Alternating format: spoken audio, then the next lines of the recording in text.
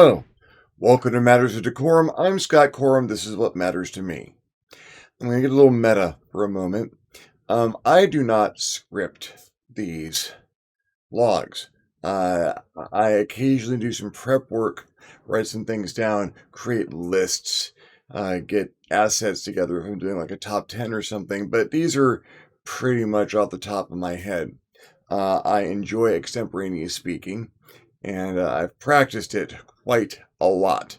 It is the basis of my game mastering style, and it is how I write, basically, is having these conversations in my head and letting them pour out, go back and edit them later, most often. There are episodes that I do more or less prep work for, and there are episodes I step into that I'm not fully prepared to engage in, but I kind of see it like I'm not walking through an episode as I do it. I'm falling through them. And at some point in time, I hit the end.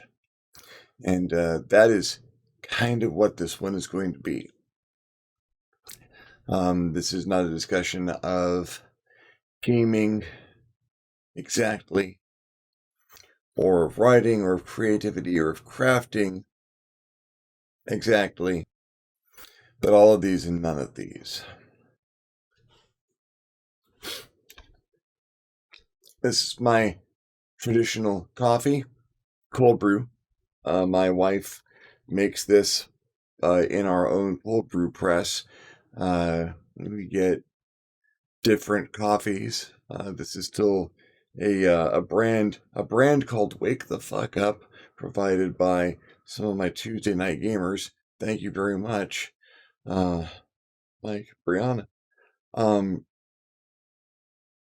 it is good. At Andrew's suggestion, I've added a drizzle of bourbon and maple syrup to it.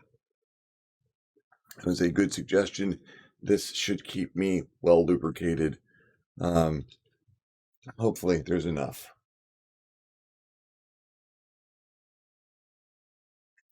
This is something else entirely.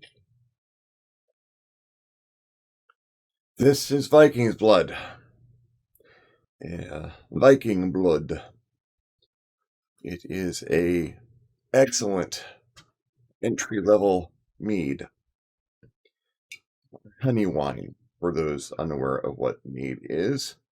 A traditional drink of the Vikings and the Norse, Scandinavian primarily, nature. That is going to lubricate another process entirely. Today is my 52nd birthday. I was born in 1968. I am 52 years old as of today, and for a man my age, I have said goodbye to a few too many of my friends. And every time it is another hole. I've talked about a number of people I've lost here on this vlog, and those get emotional. They have a cost, but I have to say goodbye, and I have to express my loss some way. And I've got this public forum, and so this is where I'm going to express that loss meaningfully. This helps me keep track of my own grief process. And for those who are following me or the me, this is as me as I get. The person that I am going to be addressing today has gone by a number of names publicly on the internet, personally, in their professional life, in their private life, because it worked out better that way. I'm going to refer to this person by one name. The name that was used to identify them when they were spotlighted in The Dungeon Masters as my best friend. And I am speaking, unfortunately, about Mandy. Mandy left us last week. It was sudden, it was shocking, it's crushing. The next question anyone usually asks me is what happened. And details are sketchy. She's been in Sacramento for several years, and that's where she passed. I am still here in the Los Angeles area. I've talked to Bruce, her significant other, who is devastated, as are most of us here. She has had a mold allergy most of her life.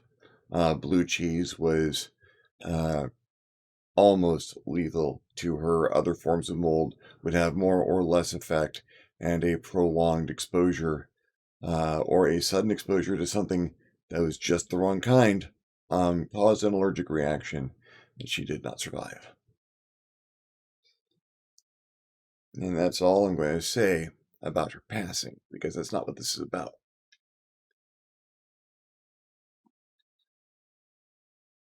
If your only experience of Mandy was what you saw in the Dungeon Masters, you have a very small part of a very big person.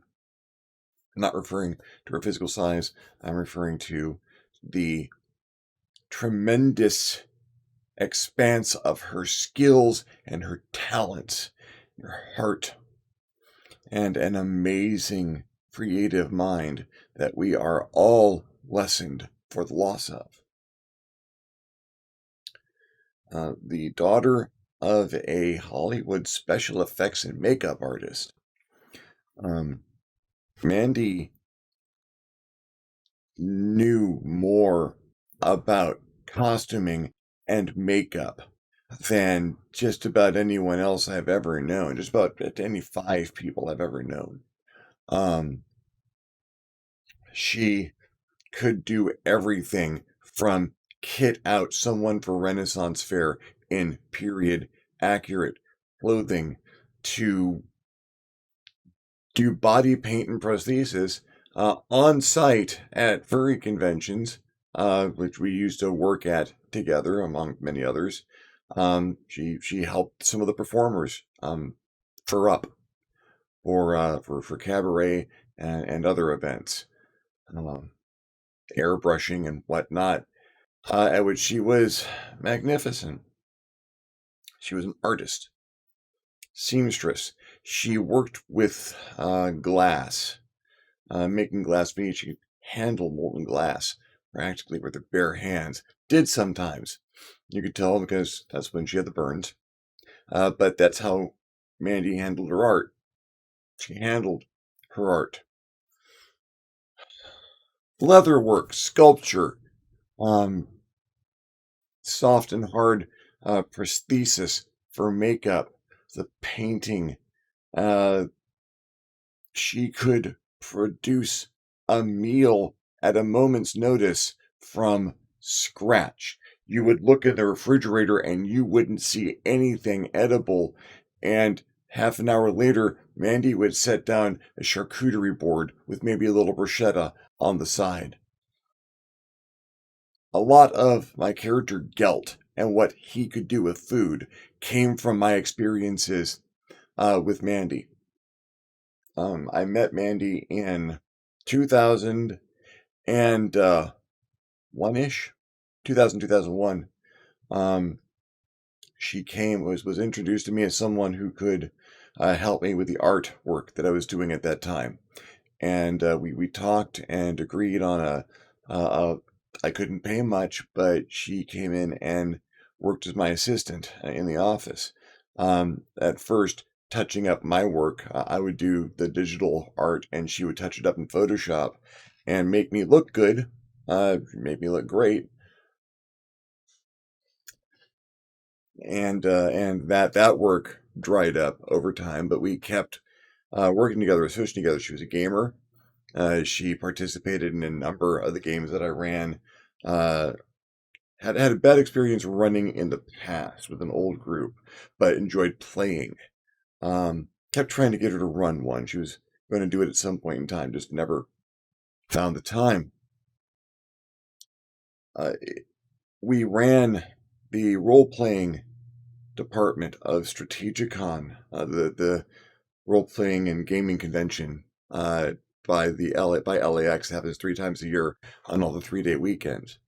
We ran role playing there for a couple of years and did it really well. We were a very, very good team. We complemented each other very well. Mandy was my best friend. And a part of my brain, I thought better when Mandy was here. For a while, the creative team in this office was me, my co-author Vic, and Mandy. And we were thick as thieves. We'd come in, we'd watch television together and catch movies, not all of them safe for work. We would have a meal and we would think and create, and I would bounce ideas off of them as we went, and they would throw ideas at me, and we would refine it. A lot of what I can do with my brain these days, still do with my brain these days. A lot of what I could do at my peak before the chemo was some of that intensive creative workshopping that I did here in this office with Vic and Mandy. And the work dried up and we went our separate ways. I picked up projects with Vic here and then doing the role playing games. Mandy moved on and did other things, but we still worked together. Our Wednesday night group, that was Mandy's group, and when that was she had a group that had been going from college in one way, shape, or form, and kind of kept that going. It is at a much reduced point now, but that group was just groups formed around Mandy because of her hospitality, her ability to host, to create an environment where you could share and feel welcome, where you're going to get fed. You might not like all the food. It might not be exactly what you were looking for, but if you are hungry, you're going to eat. You are not going to, and you're going to find that that food that you didn't think was appetizing was the most amazing thing you may ever have had. You would try something new. I guarantee it. Mandy helped introduce me to menudo and okonomiyaki and so many other things. She had an amazingly broad set of tastes, and she shared them. She was a weightlifter and practiced stage combat for quite some time until a back injury while doing stage combat sidelined her. And sidelined her pretty much permanently. She would occasionally step up with us when we were practicing sword technique and whatnot, which the Wednesday night group had a lot of different things over the years, and a lot of it was practicing with Shinai and Boken. We should never have practiced with a Boken, but we did because we were younger and dumber and invincible. Except for my crotch. I kept getting hit in the crotch. Mandy would step in with that and not only demonstrate that she could stand with the people who had practiced, but demonstrate that she had practiced herself and show us new techniques. She knitted, she sewed, she drew, painted.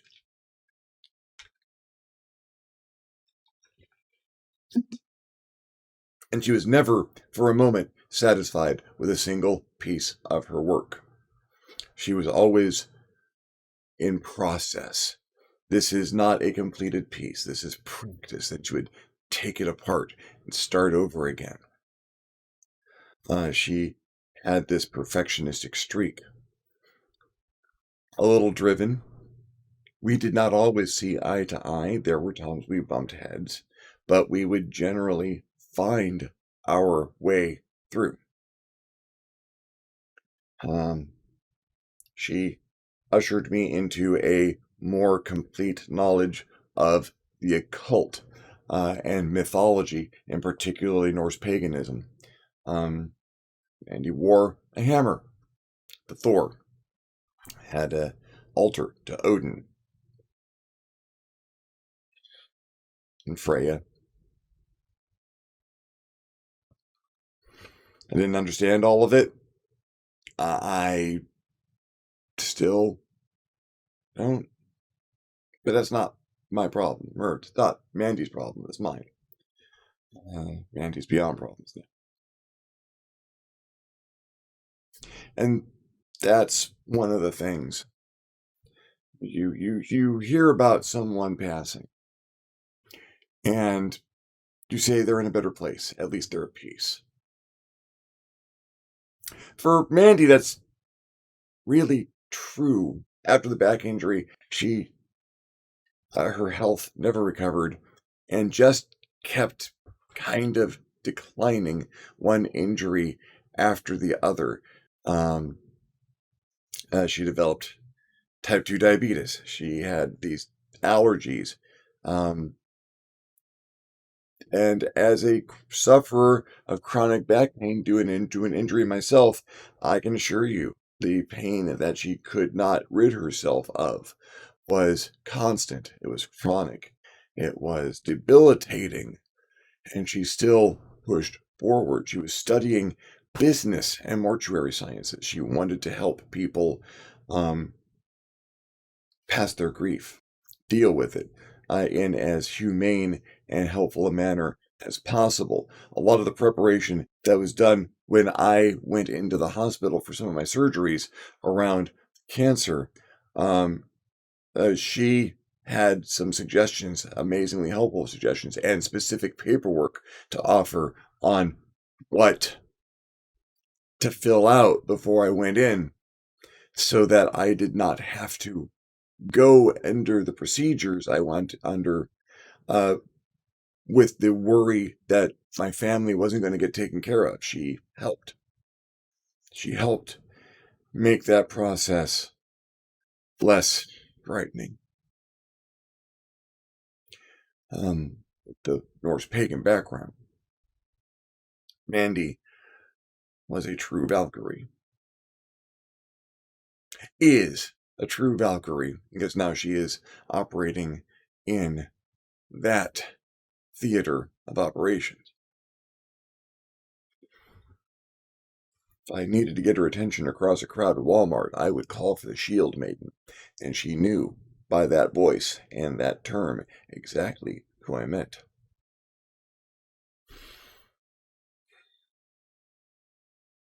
The makeup background, she had hopes of being an assistant in funeral homes and doing the reconstructive makeup for people who wanted open casket funerals. And that's something she would have been absolutely amazing at. You don't see that confluence of skills every day, certainly not doing something so suited to them. Again, our loss.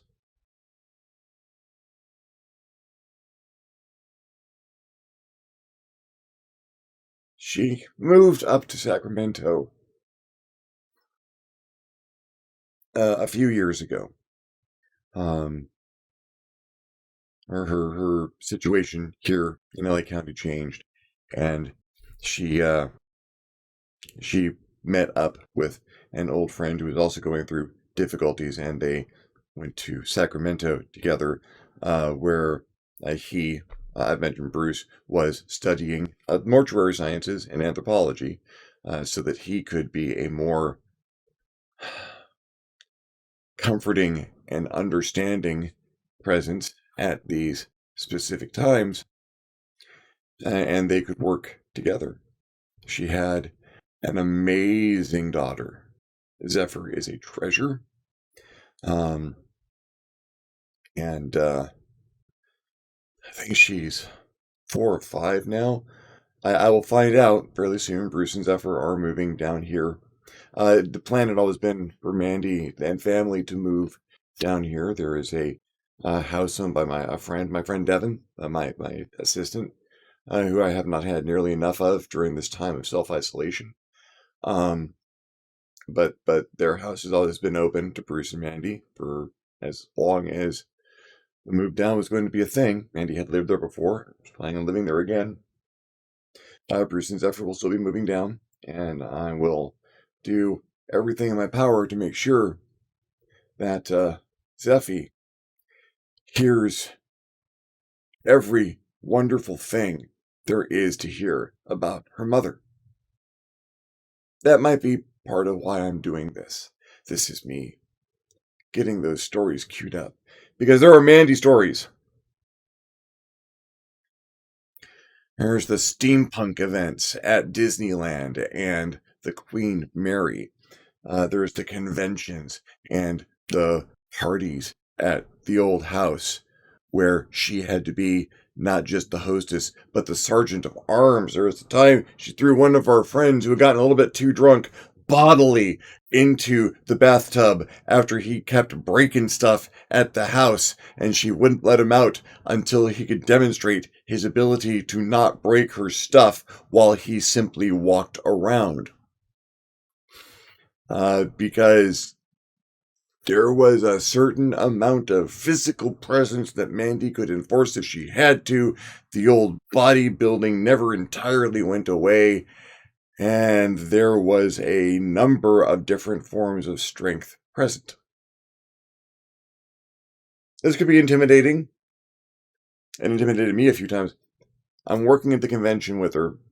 Mandy has brought a folding rolling crate that was integral to her getting all of her materials around, because we had folders and books and things. In the 90s, early 2000s, we had a lot of physical materials. We couldn't do it all digitally at the time. But she was tending the tables down in the lobby. We were up in the headquarters, and our friend Brian was working in the headquarters with us, was trying to get something into the crate, and he hit it just wrong, and he shattered it. And we all looked at each other, oh, Mandy is going to be so pissed. And the first notes of the Imperial March from The Empire Strikes Back starts playing. That was Brian's phone. Not only was that Brian's phone, that was his ringtone for Mandy. As though she knew. Ultimately, Mandy was not all that upset about it, and the call had been about something unrelated. It was one of those moments of timing where it fit so well, because we all had that vision of Brian being held up by his throat, being asked if this is the counselorship, where's the ambassador? She had temper. Oh, she had temper. And when she let it go, it was a force of nature. But when she got quiet, it was worse. I love that woman.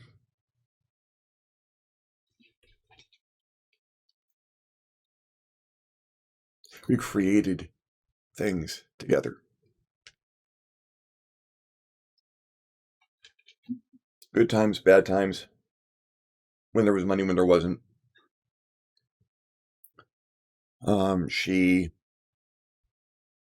was a part of my life, as very few people have been a part of my life. The past few years have been this haze of, when Mandy gets back, we will do these things. You can't not do that to the backyard of the house. Mandy has a plan. We Look at this restaurant. Put this on the list. We'll take Mandy there when she gets back. Oh, there's a thing. I need to share this with Mandy. There's a story I want to tell when Mandy is here. We'll sit around the fire when Mandy gets back.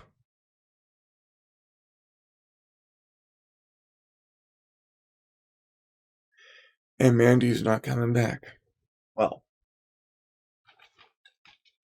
Bruce will bring her home, but she won't exactly be joining us.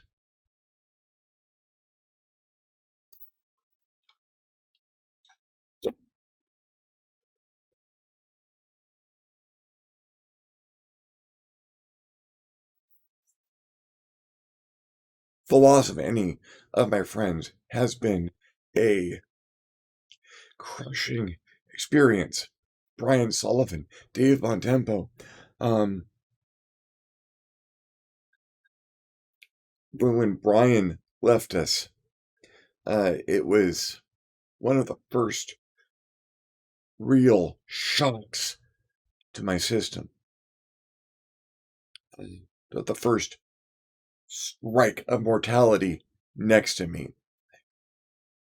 I'd lost a relative or two in the past, not close ones. Lost my grandparents after Brian left us. Lost my father. My friend Dave Bontempo, who I hadn't seen really since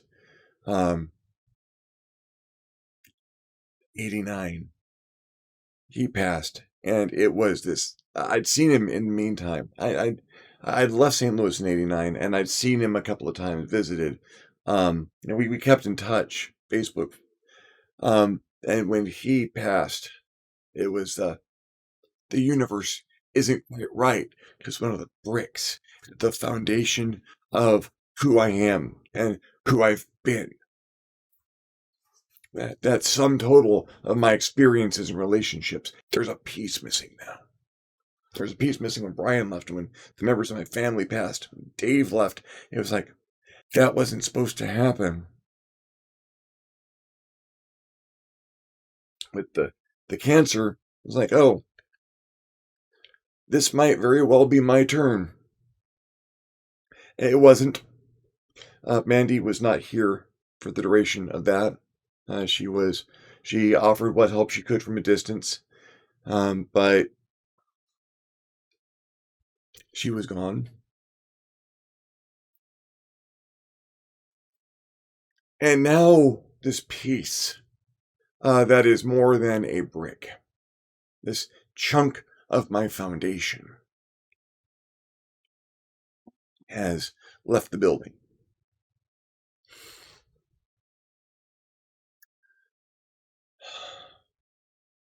Mandy is beyond caring about these things at this point. Thank the universe. She rides to Valhalla. Shiny and chrome. What a wonderful day. Now, the process is those of us left behind. And I am sad, and I am angry, I am depressed, and I am lost a little bit. Because this path to the future, this list of things, this hole that we had all planned to fill, is just going to be there. There will be other friends I share these things with, other people to share the experiences and the stories with. But there's always going to be this hole in those experiences. If we're moving forward, that instinct that I have developed to tag experiences and places. Mandy needs to see this. Mandy needs to try this. I need to share this with Mandy. That's not going away. That instinct is going to stay there. This is going to become Mandy-worthy experiences to how I think. Always. That's just going to be a component of my brain because it's that fundamental. It's not one of those losses where the edges wear a little smooth over time. The time passes and you have those thoughts fondly every so often, and you get to leave the absence behind and enjoy the presence that had been there. I've had that experience with even my own father. But this habit of identifying things, Mandy would really have enjoyed experiencing. I don't think it's ever going away. That reminder every time I move about in the world or see something awesome online or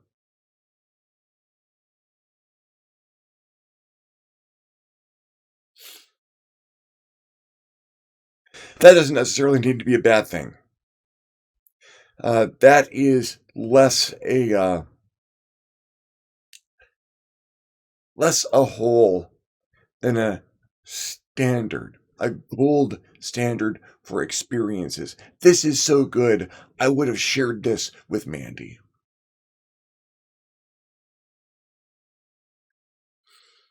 And if I share something like that with you,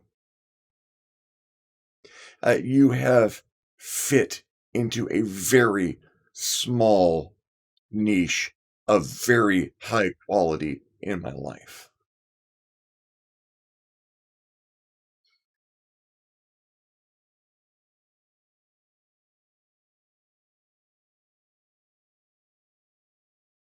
Ran like a river. I kind of expected that. I'm sorry if it's a problem. It's not about stop. Mandy introduced me to mead. I had a drinking horn at one point in time. Lost to moves and time and social issues. Uh, there is a drinking horn of hers at Devin's house. And I'll be having something out of that with everyone else later after other concerns in society have passed.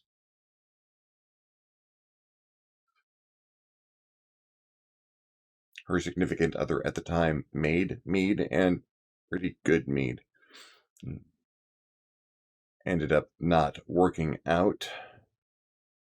I will not be making any videos about that situation because some things are best left in the past, but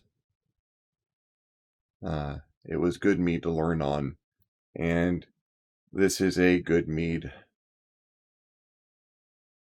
to say goodbye with. It's very accessible too. I think the name of the store we got this from is Essentially Wine. Can't really, you can probably order it from Bevmo. Um, I'd recommend it if you wanted to try. I'm stalling.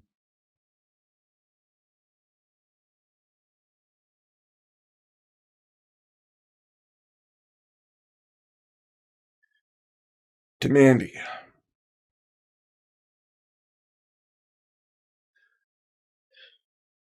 may everything that you left us with stay with us in the best possible ways. May we represent you truthfully and brightly to those who come after. May the things brought into our lives carry forth, enduring in memory of their quality and of yours. I will miss you. Bye.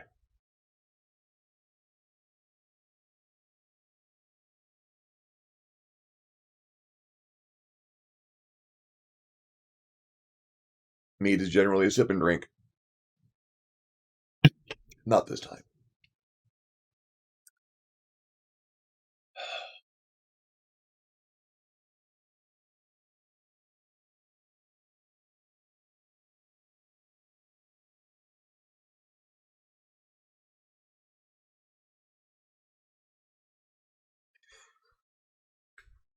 You get to say hello once. In situations like this, you can say goodbye forever. I'm not going to. Uh, she didn't want anything big. We'll probably be celebrating around her birthday in July. Celebrating her life. Getting people together when society is a little bit more amenable to people getting together.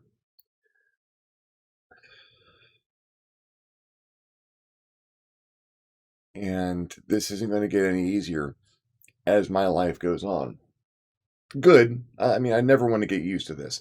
I never want to be adapting to losing people that I love, to having those chunks of my foundation come out. There are other people in my life, new people come in, old people fade. I have amazing friends, many of whom I have met at tables where dice and paper have been used. I have many wonderful friends online, people who have found me and befriended me, supported me, have become friends. And everyone has contributed something to the person I am today, and experiences and relationships, adding to the experience and relationship that is me talking to you right now. I'm not unhappy with who I've turned out to be. And I have everyone who has been a part of this life to thank for it.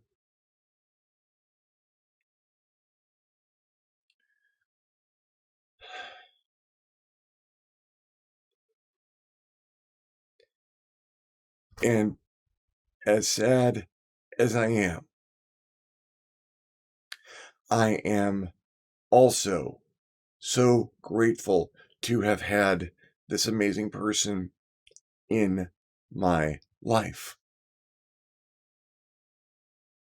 I am lucky for the experience. And as much as I needed to say goodbye, I'll also say thank you, Andy. Zephyr's Uncle Scott will give her a lot of story time. Because apparently that's what I'm good at. If you are still with me, thank you very much for following along on this trek through grief. Grief and gratitude. I think the two kind of do need to go together, don't you? More of my usual fare next week. I've got a couple of topics. If you have an idea, well, let me know. If you like the video, give me a thumbs up. If you didn't like the video, give me a thumbs down. Feedback is feedback even now. If there is something you'd like to hear me talk about, questions you have, stories you'd like me to tell, subjects you'd like me to cover, leave me a comment down below. I will love getting your comment. You will love leaving me one. If you would have not subscribed to my channel yet, why not? My channel is awesome. Go ahead and hit the subscribe button. If you do so, please hit the little notification bell next to the subscribe button so you're alerted when my videos become available. Let's contribute to the channel in a more substantial fashion. I invite you to hit me up my Patreon, www.patreon.com/ScottCorum. Consider donating. Absolutely anything helps. Allows me to make better videos more often on happier subjects, I hope. Again, thank you for watching. I'm Scott Corum. This is what has mattered to me. I'll see you next time in the next Matters of Decorum.